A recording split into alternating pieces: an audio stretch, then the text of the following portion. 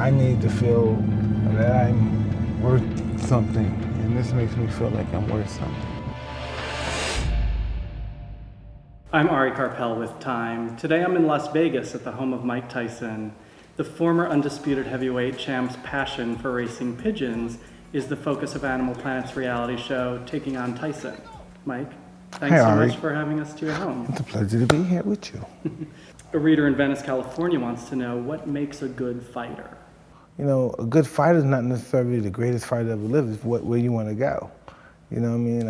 A good fighter is just to be diligent and committed and disciplined, doing what you hate to do, but do it like you love it. You know, always testing yourself and forcing yourself to the limits. You know, if you know you if you love women, then deny yourself that.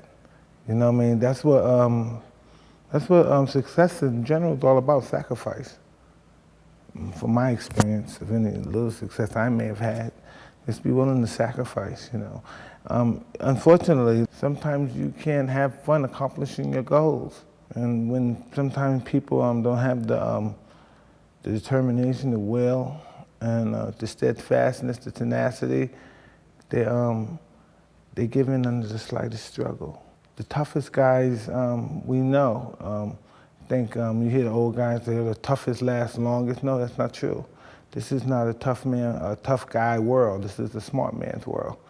Tough guys gonna get hurt in this world. You know, they're dinosaurs now. These tough psycho bad guys, they're not gonna last now. It's the 21st century.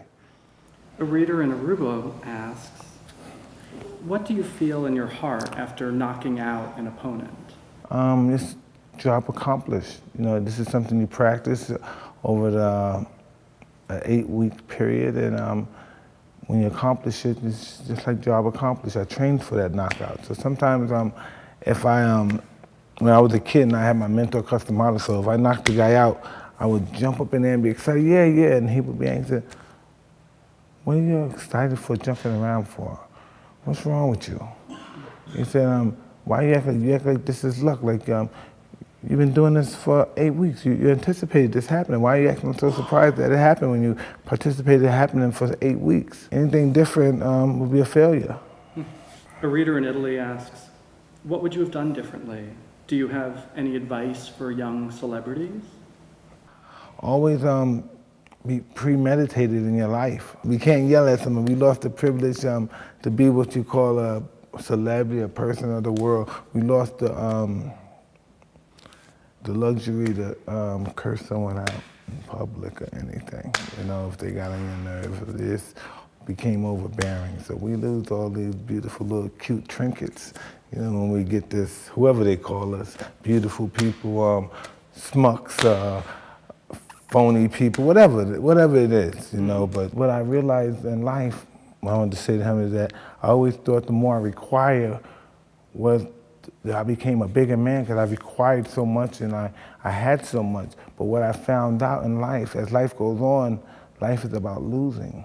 As we get older, we lose our hair, we lose our teeth, we lose our mothers, our fathers, our sisters, and but it's the ones who overcome, they're lost in life and could shun away adversity and always willing to fight it every particular moment in life, are the ones that are able to transcend and be able to spread the word to other people who's in that same particular genre as they are.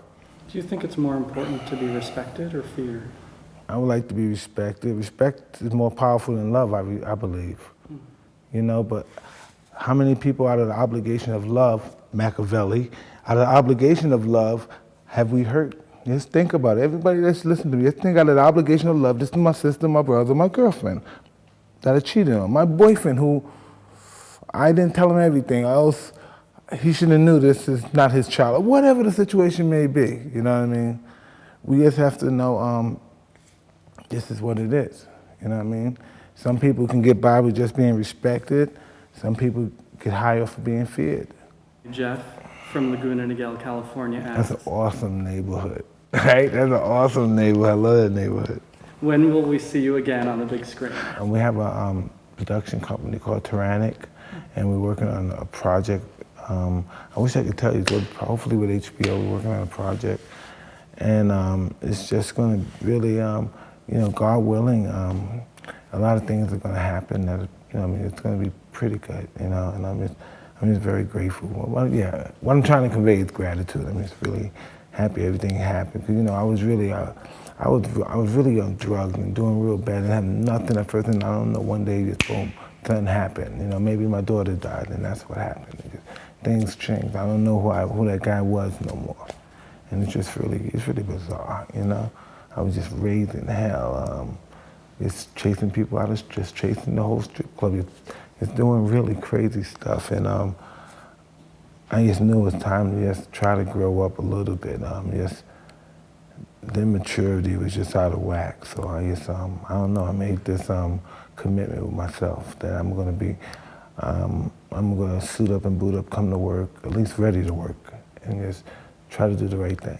I'm not gonna harass my wife and treat my wife bad like I've done to my wife and girlfriends in the past. Everything has to be new. I can't eat the food I used to eat. I have to change. Everything in my life has to change in order for me to be successful in this life I'm trying to live. And finally, what will people remember about Mike Tyson 50 years from now? 50 years?